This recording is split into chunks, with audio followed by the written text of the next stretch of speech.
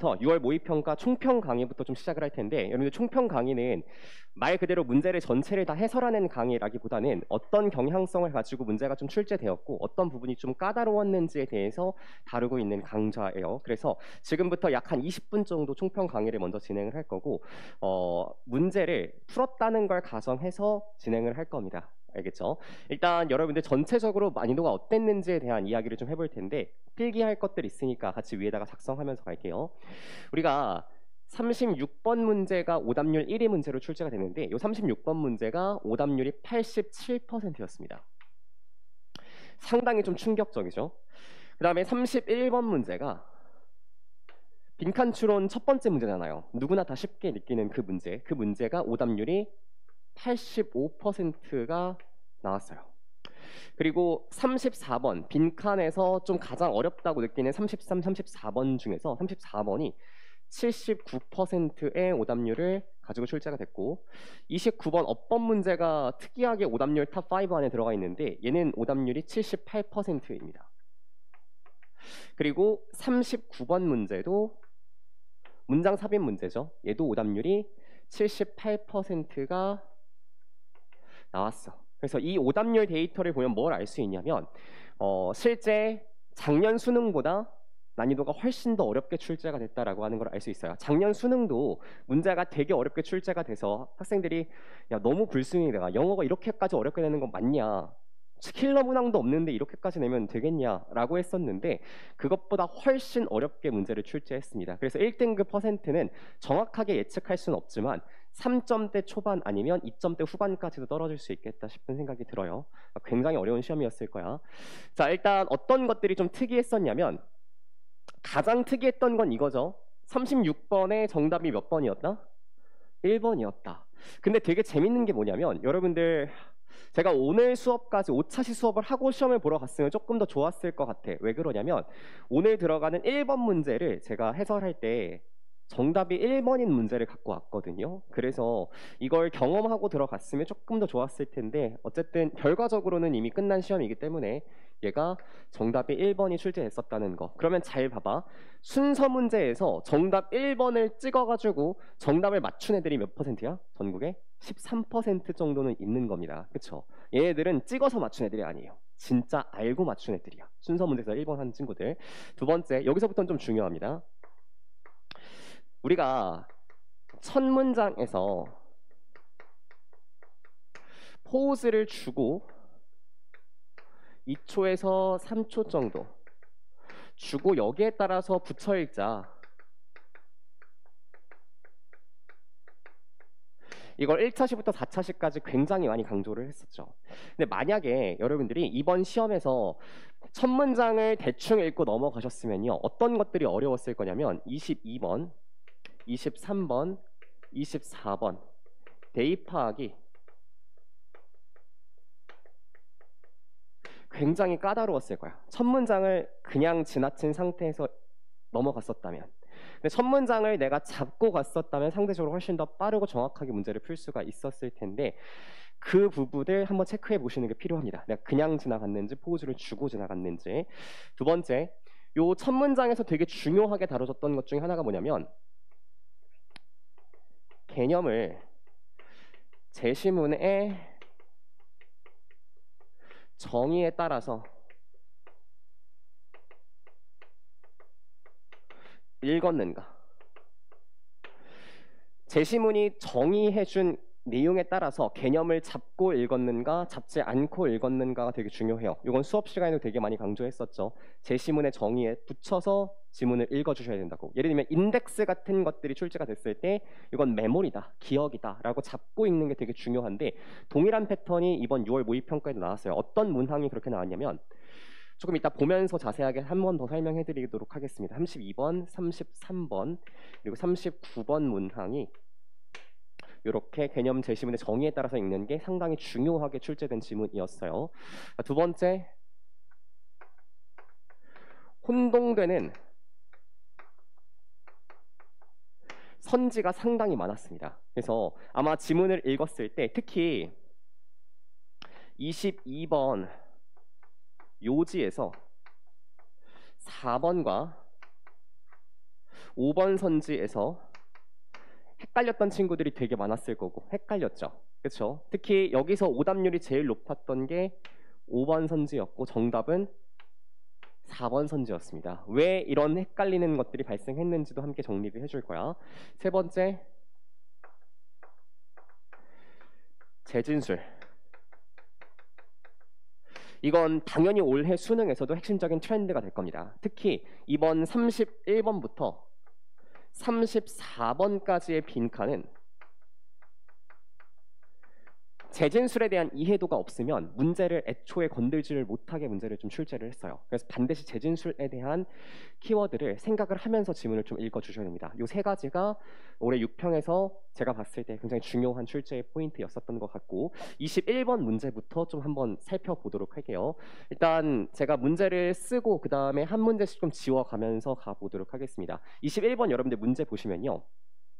얘는 함의 추론 문제죠. 사실상 빈칸 추론과 같은 형식이다라고 판단을 해요. 그러면 빈칸 추론이라고 하는 건 딱 한 가지 카피만 정리하면 된다 그랬지? 빈칸이 요구하는 정보 찾기요. 이게 가장 중요한 핵심적인 카피였습니다. 이것만 기억하면 충분했어. 근데 빈칸이 요구하는 정보는 크게 첫 번째 주제가 있거나 두 번째 주요한 세부 사항이 있다라고 했었죠.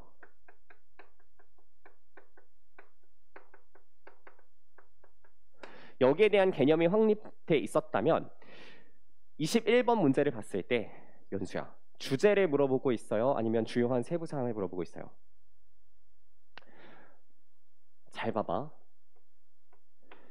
얘 전체 통문장에다가 밑줄이 그어져 있죠. 이때에는 주요한 세부 사항을 물어보는 게 아니야. 뭘 물어보고 있다고 판단을 해야 돼? 주제를 물어보고 있다라고 판단을 해야 돼. 그래서 21번 문제를 봤을 때 제일 처음으로 여러분들이 생각하셔야 됐던 건 얘는 주제를 물어보고 있구나가 첫 번째 문제를 봤을 때 들어야 되는 생각. 두 번째, 그럼 주제라고 하는 건 우리가 이렇게 정리했어요. 반복되는 내용이다라고 정리를 했죠.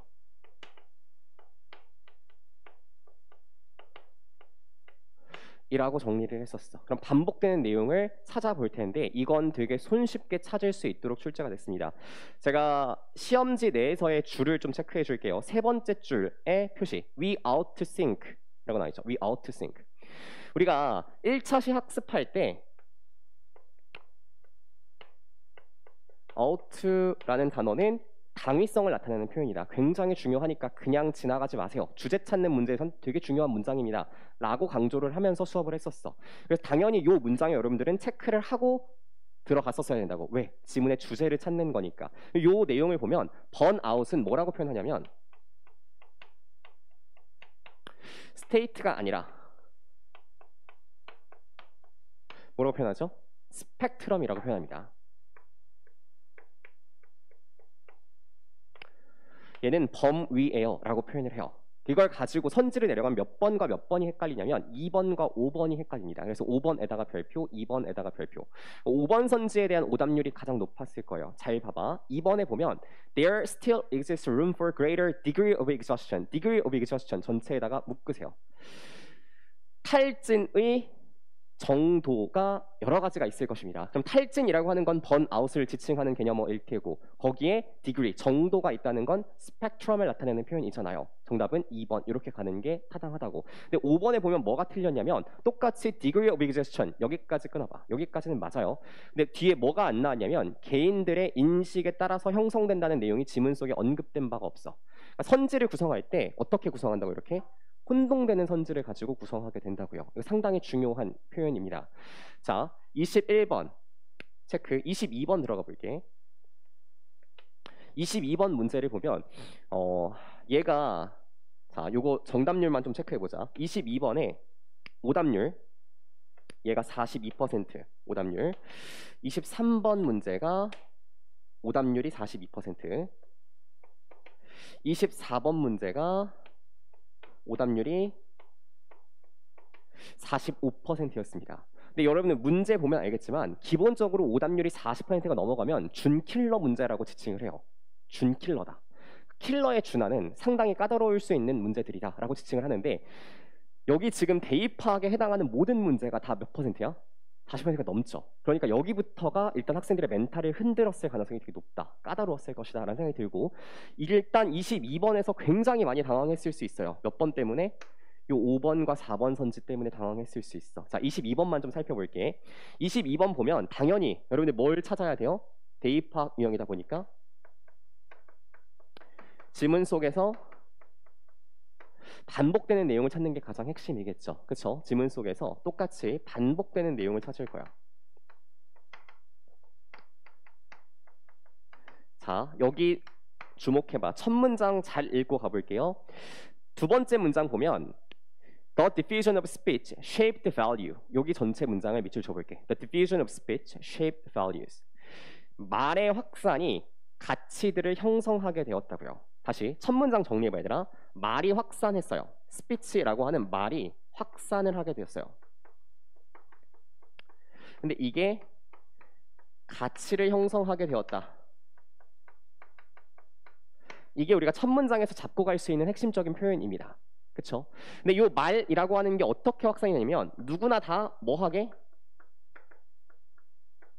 평등하게 말을 하고 들을 수가 있는 상태인 거죠. 뒤에 계속 문장을 덧붙여 가게 된다고. 첫 문장을 잡고 가면.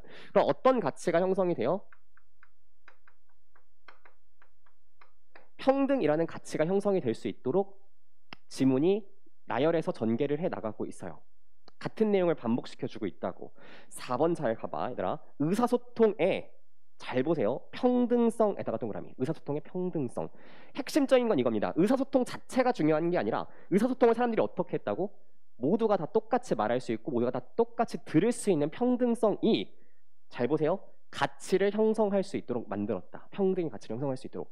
첫 문장을 잡고 갔으면 손쉽게 잡았을 수 있다고. 근데 5번은 왜 안 됩니까? 자, 통해를 지우세요. 통해를 지우세요.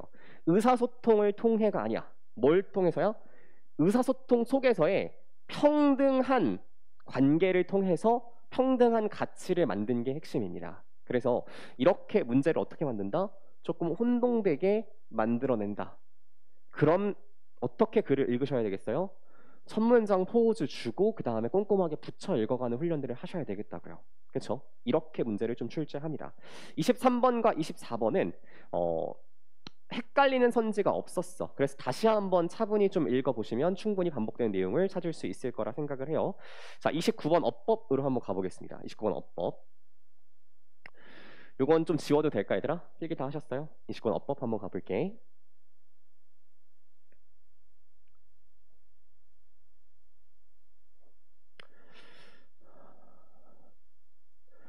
어법은 가장 중요한 게 이라 그랬죠? 빈출 주제, 여기에 대한 이해와 플러스 네, 거기 앉으시면 돼요. 판단 기준을 아는 것이 핵심이라고. 이걸 이해하는 게 가장 중요하다라는 이야기를 했었어. 그쵸?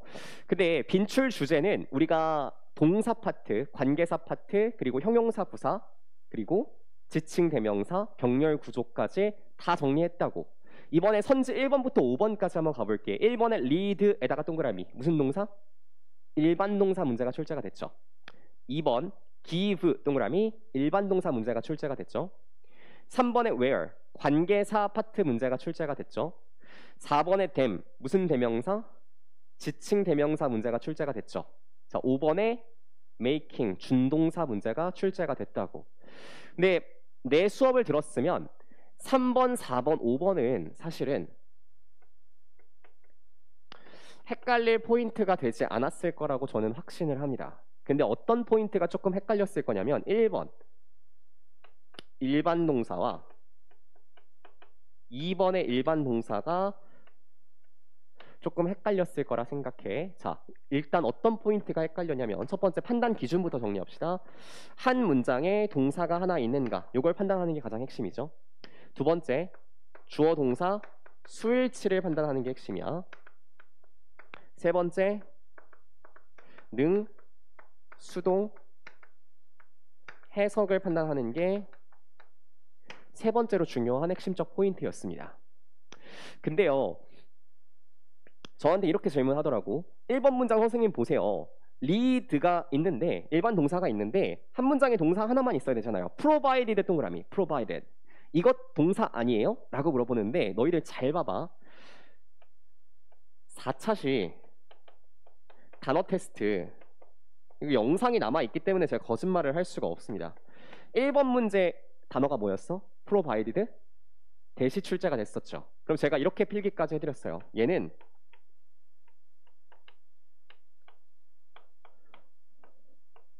뭘로 사용될 수 있다? 접속사로 사용이 될 수 있다. 아마 필기 보면 당연히 기억이 날 수밖에 없을 겁니다. 얘는 접속사고 if와 같은 형태로 출제가 된다. 그리고 that은 여기서 생략할 수 있습니다. 당연히요. 그쵸? 그럼 여기 1번에 나온 provided는 뭐야? 접속사 if의 뜻을 가진 provided야. 그럼 한 문장에 동사 하나 있는 거 맞고 수일치도 맞고 능수동 해석도 맞습니다. 됐죠? 1번 클리어 됐겠지? 자, 2번 한번 가볼게. 2번에 보시면요. give라고 하는 게 학생들 그 다음에 give가 등장을 했기 때문에 한 문장에 동사 하나 있는 거 맞아. 두 번째 학생들이기 때문에 gives가 아니라 give를 쓰는 것도 맞아요. 세 번째 잘 봐봐. 학생들은 힌트를 준 게 아니라 어떻게 하는 거지? 힌트를 부여받은 거죠. 그래서 세 번째 뭐가 틀린 거야? 능수동 해석이 틀린 겁니다. 그래서 정답 몇 번? 2번. 이렇게 들어갔으면 됐겠다고. 100% 배운 거에서 나와요. 어법은. 그래서 어법은 제가 이야기하지만 우리 수업 시간에서 다루는 것만 해도 충분합니다.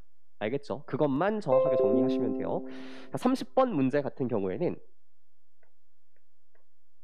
얘는 어휘죠. 어휘는 뭐가 핵심이다? 반의어가 핵심이다. 요 한마디만 기억하라 그랬어.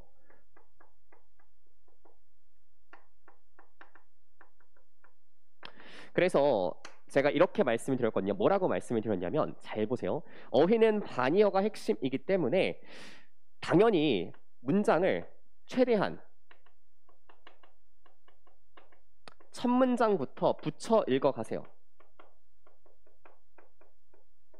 그러면 반드시 뭐가 발생할 수 없어? 발생할 수밖에 없냐면 내용상 단절이 발생할 수밖에 없습니다. 왜요? 반의어가 문장 속에 들어가 있기 때문에 내용이 단절될 수밖에 없어. 문장을 읽다 보면. 자, 요 지문은 너희들 한번 생각해봐. 어떤 지문이었는지. 준규. 사람을 막 통제하게 돼요. 그럼 자율성이 증가할까요? 떨어질까요? 떨어지겠죠. 요 지문의 핵심은 요거야. 보세요. 외재적 통제를 가하면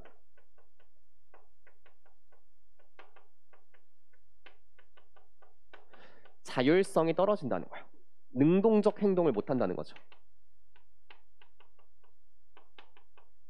요게 핵심이라고. 맞죠?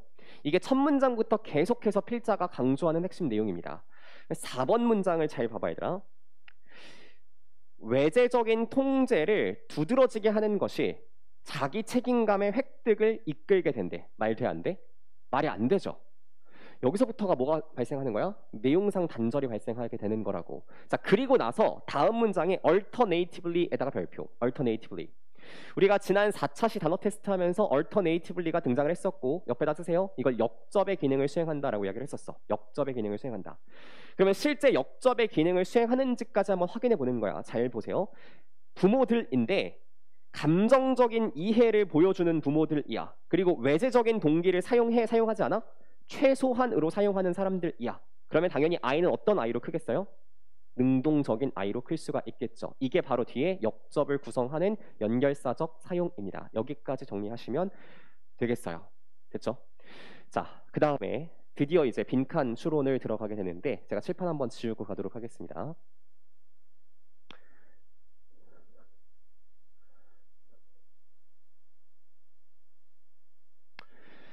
(31번) 문제와 33번 문제 딱 두 문제만 제가 보여드리도록 할게요. 일단 31번 빈칸 추론이죠. 빈칸의 핵심은 뭐다? 빈칸이 요구하는 정보를 찾는 게 핵심이다. 그쵸? 빈칸이 요구하는 정보 찾기. 이게 가장 핵심입니다. 그러면 잘 봐봐 얘들아. 31번 문제에서 빈칸이 요구하는 정보를 읽어보면 이렇게 나오죠.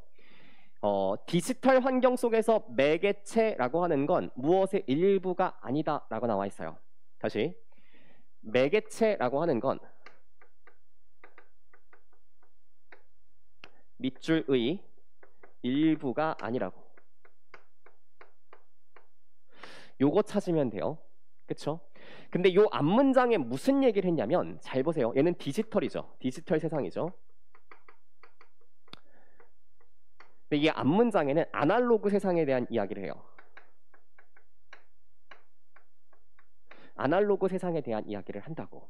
잘 봐봐. 뭐라고 하냐면 아날로그 환경 속에서는 정보 컨텐츠가 매개체에 붙어 있다라는 이야기를 합니다. 아날로그에서 뭐 하다고? 매개체가 뭐랑 붙어 있다? 정보와 붙어 있다고.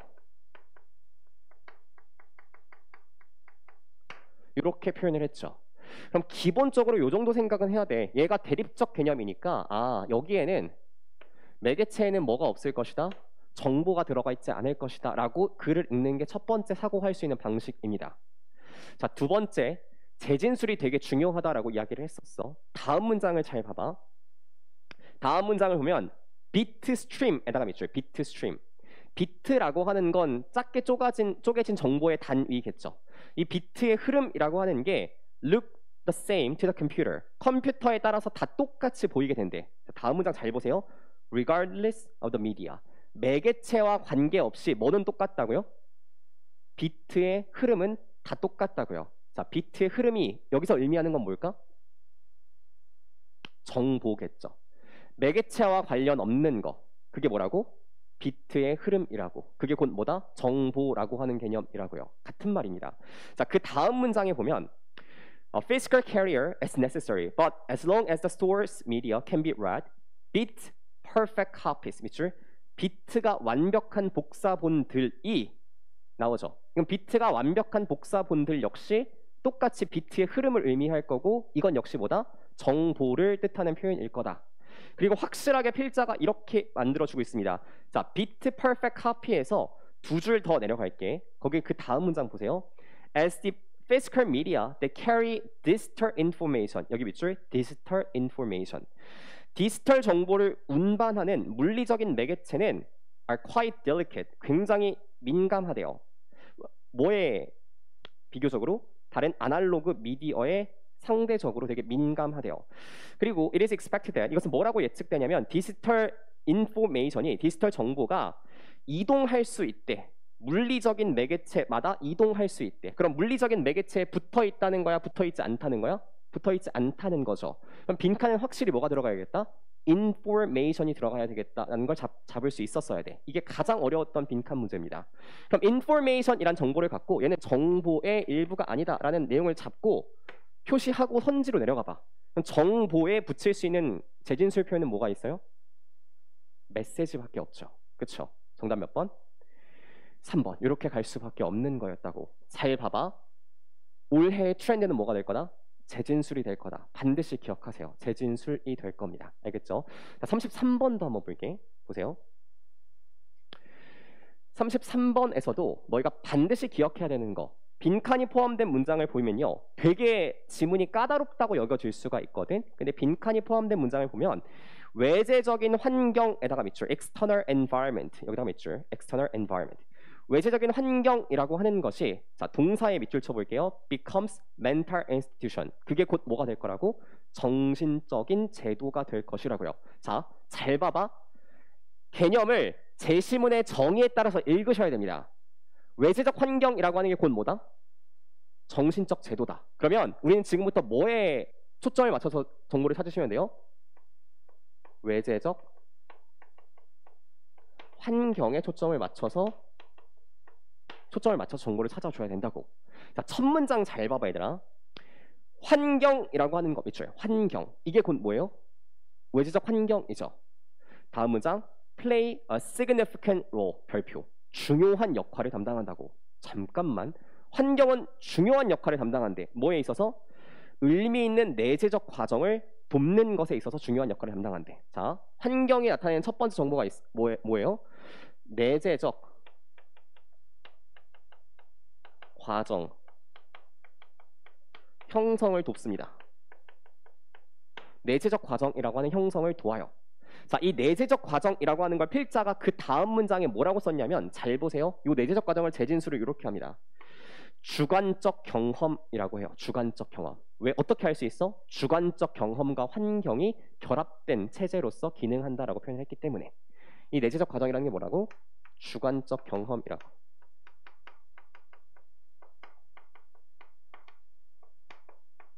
핵심은 이거네. 외재적 환경이 주관적 경험을 형성하는데 영향을 미치게 된다. 이게 핵심이잖아요. 선지 1번. affect. 영향을 미쳐요. 뭐에? 주관적 경험에 영향을 미칩니다. 정답 몇 번? 1번. 이렇게 들어가는 게 맞다고. 빈칸 문제 가장 어려웠던 것들 지금 저랑 같이 학습을 좀 했거든요. 근데 34번 문제가 오답률이 더 높았네. 잘 봐봐. 34번 문제에 이거 봐봐. I believe. 내가 믿기에를 물어보고 있죠. 빈칸이. 근데 똑같은 재진술 표현이 빈칸 지문 내에 등장을 하거든요. 밑에서 둘, 넷, 여섯, 여덟 줄 올라가 봐. I'm concerned here. 나는 관심을 가지고 있대. 여기에서. 무엇에 관심을 갖고 있대? 기본적인 인식의 측면들에 관심을 가지고 있대요. 여기 basic aspects of perception. 여기까지 밑줄. 기본적인 인식의 측면들에 관심을 갖고 있대. 그리고 이것은 내가 믿기에 밑줄 I believe 내가 믿기에 relatively consistent across listener. 청자들에 걸쳐서 뭘 갖고 있다? consistent. 일관성을 가지고 있다고요. 요 consistent라는 단어는 우리가 단어 테스트 4차 시에서 학습했었던 단어입니다. 맞죠? 일관성을 갖고 있어요. 자, 같은 재진술 표현 선지 4번을 한번 가볼게. commonality. 뭘 갖고 있다고? 동일성을 가지고 있다고요. 근데 그 다음 단어가 어려웠을 거야. outweigh에다가 별표. 너희들 요 단어 학습했던 거 기억나세요? outgrow. 요게 out이라고 하는 접두사가 뭐뭐 보다 더 이런 뜻이 있다라고 했었지. 무엇보다 더 잘 자라다. 자, 똑같이 out에다가 밑줄. 무슨 뜻이야? 무엇보다 더 무게가 나가다의 뜻입니다. 옆에다 쓸게. 중요하다의 뜻이에요. 그럼 공통성이 뭐보다 중요하다? 차이점들보다 중요하다. 이게 필자가 하고 싶었던, 필자가 믿고 있는 신념에 대한 이야기를 하고 있는 거라고요. 공통성이 중요하다고. 무엇보다 차이점들보다요. 이게 핵심이었습니다. 됐죠? 자, 그 다음에 36번 그리고 37번은 제가 오늘 수업 들어가는 파트예요. 그리고 이 수업 들어가는 파트는 수업 시간을 통해서 다시 한번 좀 정리해 보도록 하겠습니다. 알겠죠? 자, 그 다음에 38번과 39번도 당연히 이제 다다음 주 수업부터 시작을 할 텐데 간단하게만 좀 적을게. 38번 그리고 39번. 얘는 이게 핵심입니다. 지소연을 통한 논리적 단절성을 판단하는 것이 핵심이에요.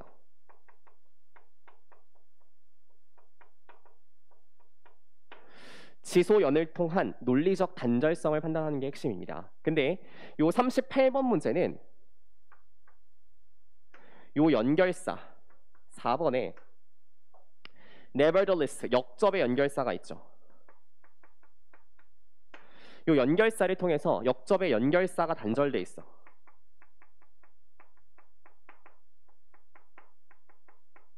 그래서 앞뒷 문장이 역접을 기준으로 맥락이 붙지를 않습니다.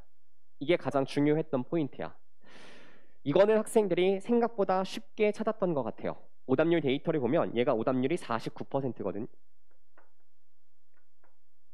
그러니까 생각보다 어렵지 않게 역접의 단절을 발견할 수가 있었다. 근데 39번 문제는 말이 좀 달라요. 얘는 단절이 발생하지 않는 문제야.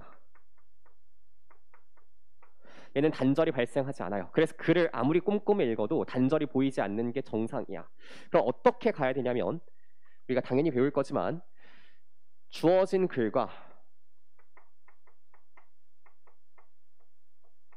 같은 내용끼리 연결할 겁니다.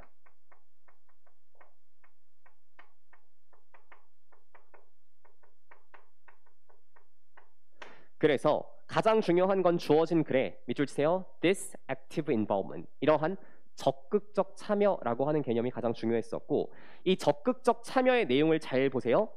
미학적인 처리의 깊이를 제공해 주게 된대요. 미학적으로 처리할 수 있는 걸 되게 깊이 있게 처리할 수 있도록 제공해 준다고. 이러한 적극적 참여가요. 그러면 당연히 여러분 잘 봐봐. 1번 뒤에 representational painting에다가 밑줄. representational painting. 표현을 하는 이러한 그림들 속에서는 일상의 삶을 다루는 주제를 갖고 있잖아요. 그러니까 여기서는 적극적으로 해석을 해야 되는 게 중요하지가 않다고. 그냥 이 subject matter, 인물에 관련된 감정, 기쁨, 그리고 불확실성 이런 것들만 잘 판단해 주면 돼요. 근데 in highly expressionist work, 여기다 밑줄 3번 뒤에 굉장히 고도로 표현주의적인 작품 속에서는 뭐가 발생하냐면 불일치가 발생을 해요. disquieting atmosphere, 되게 불편한 분위기가 발생을 하게 된다고. thus 밑줄, 그 결과 작품이 덜 잘 읽히게 돼. 잘 읽혀 안 읽혀? 잘 읽히지가 않아요. 잘 읽히지 않기 때문에 어떤 태도가 필요하다고 했죠? 5번 앞문장에 aesthetic attitude에다가 밑줄, 미학적 태도가 필요하다라고 했어. 그래서 적극적으로 글을 읽으려고 노력을 좀 해야 된다고. 이것이 곧 뭐야? 이러한 적극적 참여가 되는 거겠죠. 즉 이러한 적극적 참여가 받아줄 수 있는 내용은 뭐밖에 없어? aesthetic attitude 밖에는 없네요. 이게 가장 중요한 포인트였었고 한 가지만 더 첨언하자면 1번 앞에 있는 문장 전체를 다 꺽쇠로 묶으세요. 1번 앞에 있는 문장 전체를 꺽쇠로 묶고 요거 다시 한번 잘 봐봐. 제시문의 정의에 따라서 읽는 게 되게 중요하다고. 너희들 지금부터 첫 문장을 잘 보시면요. subject matter라고 하는 말을 이제 다음 문장부터 붙일 때 뭐라고 해석해야 되냐면 인물이라고 붙여서 해석을 하셔야 돼요.